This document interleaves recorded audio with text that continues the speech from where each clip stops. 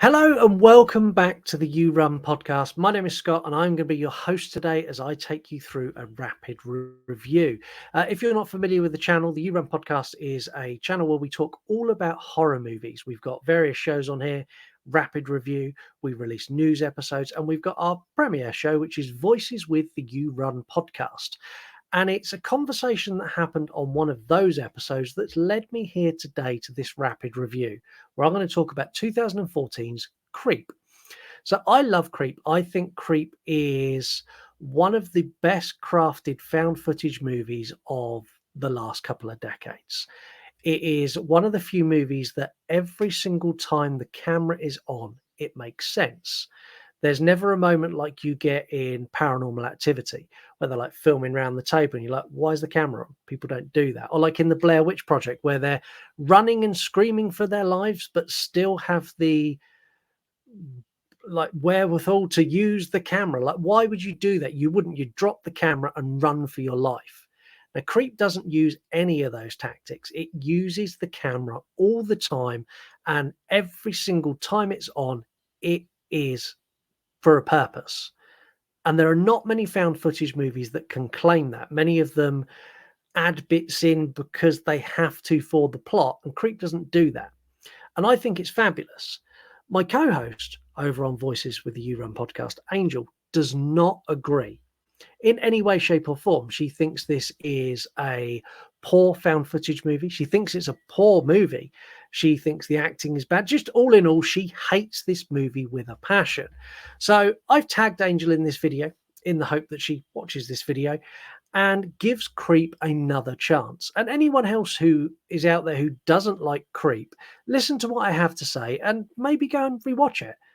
Give it a second stab and see what you think. And the reason I'm trying to bring attention to this is we are getting a Creep TV show. So this is going to, it's called the Creep Tapes. It's going to tell an individual tape per movie, per episode. So each tape that Joseph had in his collection that you see at the end of Creep is now going to become an episode of a series, which works because they could have easily condensed Creep down into an hour-long episode. But they extended scenes and give more dialogue, which for a series you wouldn't need because you could carry that narrative through. So you can tell the narrative over 3 or 4 episodes, being able to condense it down. So I really hope people go and check that out. I'm excited for it. I think I would have preferred Creep 3, but hey, never mind. We get what we get. Let's talk about Creep. So Creep came out in 2014 and it tells the story of Aaron. So Aaron is a videographer. He does weddings, birthdays, bar mitzvahs, kind of anything you want him to record. And Joseph has put an advert in the paper that he wants someone to come and spend a day with him and record his life. And Aaron answers the ad. He drives up to the location he's given in the mountains, in the beck and beyonds of nowhere, and goes up and knocks the door. Now, when he knocks the door, no one's there. And Aaron's decidedly annoyed. He's like, oh, fuck, I've come all the way up here and there's no one here. I've wasted my time. I need the money. And he goes and gets back in his car. And we get the first, and I think one of the best crafted jump scares in all of found footage as Joseph just pops up by the window and introduces himself. There are many jump scares in this that are crafted well. This, I think, is one of the best because you're in the early stages of the movie. You're not expecting this level of like, oh, moment, but you get it. So Joseph goes on to explain that he is dying. He has a terminal form of cancer, and he wants Aaron to record his daily life. He wants to create a tape that he can give to his wife to show their unborn son.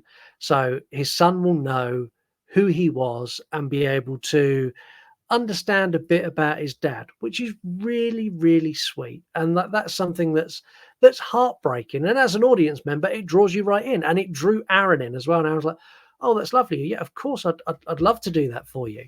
And we get a brief bit where Joseph kind of introduces himself and says hello to his son.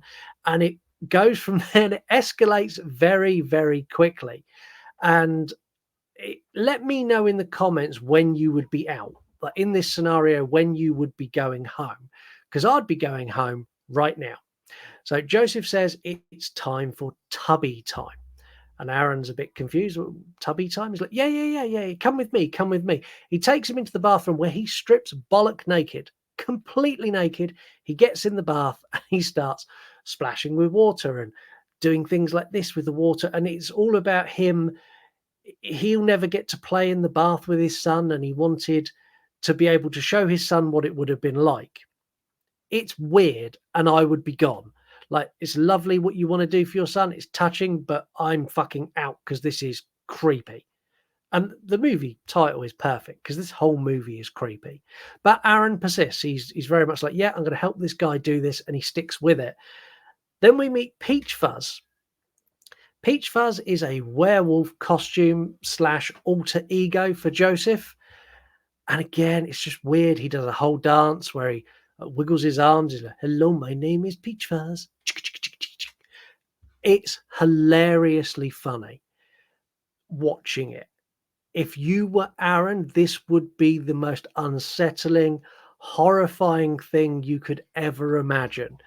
And Aaron's character throughout this deals with things in a very good way. He kind of takes it on board, and every time he gets something else that's weird that's thrown at him, you can see he assesses, like, this guy's obviously dying. He's got things he wants to do. I need to stick with this. And this is kind of Aaron's motivation throughout. And Joseph pushes him a lot. So they do the Peach Fuzz thing, which doesn't end well. And Aaron's like, look, I'm kind of done. And Joseph's like, no, let's go for a walk. And they wander up into the hills, and Joseph tells a wonderful story about there's a rock with a heart in it and some water in it. If you bathe in the water, it's meant to cure you. And by magic, they find it. Obviously not magic, all predetermined by Joseph, but they find it. They bathe in it. He awkwardly hugs Aaron far too much in this movie. Then they go for dinner. And during the dinner scene, Joseph confesses some horrible things he's done, where he dressed up in the Peach Fuzz mask and done some pretty horrific things to his wife, and she liked it. Aaron is done, but he is completely done at this point, and he lasted longer than me. I'd have been gone at tubby time. They go back to the cabin, and Aaron's like, look, I'm finished. I can't do any more. Joe's like, okay, that's cool. Well, let me sort your money out and you can go. When they go inside, he convinces Aaron to stay for one drink. And then Aaron can't find his keys because obviously Joseph has taken them, and he's stuck there. So Aaron drugs Joseph, so he passes out. He then tries to get his keys back, and Joseph's phone rings. And Aaron answers it, and it is Joseph's sister, who explains to Aaron that Joseph isn't dying at all. There is nothing wrong with Joseph, and he's not even married. He doesn't have a kid on the way. He's just insane. And she basically says, you need to get out of there now. Aaron tries to leave, but Joseph is awake, and we get more Peach Fuzz, angry Peach Fuzz this time, blocking the doorway. Like, this whole movie, this first half is such a good setup to what comes next. So when I'm describing this to you, I'm sure you're all thinking, wow, this sounds horrible. We must be near the end of the movie, but we're not. This is the point in the movie where it goes from being creepy to being genuinely scary. So Aaron gets away. He goes home. He continues his life like this has never happened, which I think most of us would do. He tries to report it to the police, but he doesn't know Joseph's surname. He doesn't know, like, exactly where the cabin was, like all this kind of stuff that the police can't help him unless Joseph does something. A couple of days later, Aaron receives a parcel which has a teddy bear, a note, a knife, and a video. And the video basically says, look, I want to bury the hatchet. I bought you a gift. And he cuts into the teddy bear where he finds a necklace with their faces in it. Stalkers are scary, and they are a very, very real thing. I think this is what makes Creep scarier than, for example, Paranormal Activity or the Blair Witch Project or REC, because this is a very real world environment from this point on. And Aaron's documenting his life. He's a videographer. He documents his life, be it for social media or whatever. So we get a lot of context to how this is affecting him having a stalker. And my co-host over on Horror Movie Review, Mark, had a stalker who, through working out his real name, found his business account, then found from his business account, found the company's house record to find his address, to send him stuff, to contacting his wife to say that they were having an affair. Like, all of that is terrifying because people be fucking crazy and they're really out there in the world. So you need to be careful what you put online and how you perceive yourself, because some people will just latch on, and that creeps me out more than anything. And this movie does a really good job of portraying how scary that is. Now, Aaron starts videotaping things he finds around the house that are weird. He keeps hearing noises at night and he gets up to videotape and he can see like part of his window's been broken where he thinks someone's in. And this is some of the cleverest use of found footage. He puts his camera down because he needs the toilet. When he goes to the toilet, the camera catches Joseph moving around. And then Aaron sees this footage. Again, he goes to the police and they can't do anything because Joseph hasn't done anything really wrong. And they don't know who he is. They don't know how to contact him. So this feeling of helplessness is really well portrayed, really well portrayed. And it all leads to Joseph sending another videotape where he's like, look, things have gone on far enough. I've maybe pushed things a little bit too far. Let's be adults. Let's meet up. Let's discuss this. Let's put it all behind us and move on with our lives. And Aaron reluctantly agrees, and he doesn't tell the police. But if you're going to agree to something like this, you take the police with you and go, this is the guy who's been ruining my life for the last 2 months. You don't just rock up on your own, but Aaron does. So what Aaron does, because he wants to be clever, is he sets up a video camera recording where he's going to go and sit with Joseph. And he goes and sits down on the bench. And we get arguably one of the most shocking moments in a found footage movie because I did not see it coming. This came completely out of the blue.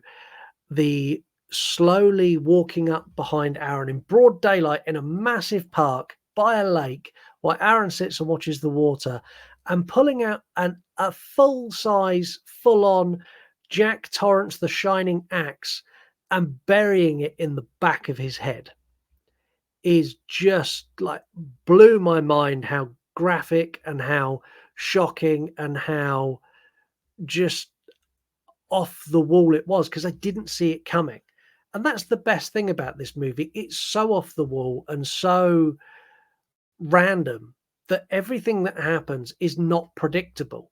It's not a build-in scares. It's not the more they mess with the demon, the more it gets stronger. It's nothing like that. Like everything is so unique and so one of a kind, from Peach Fuzz to Tubby Time to the walk in the woods to the presents being sent to this final closing moment.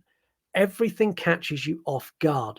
It makes you feel uncomfortable and it keeps you on the edge of your seat.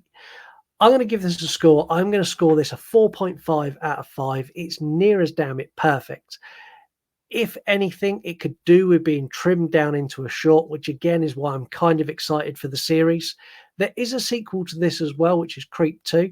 If you would like me to cover that, please just let me know in the comments. That's what they're for. Make sure you like, comment, subscribe. You know the drill. Let me know in the comments if you want me to cover Creep 2. Also, if you want me to cover the Creep TV series when it does finally arrive, Creep Tapes, let me know if you want me to cover that on an episode by episode basis, because I'm going to watch it. So if I'm going to watch it, I'm happy to come on here and chat for 10-15 minutes and tell you what I think about each one. Also in the comments, let me know if there are any movies you want a rapid review on.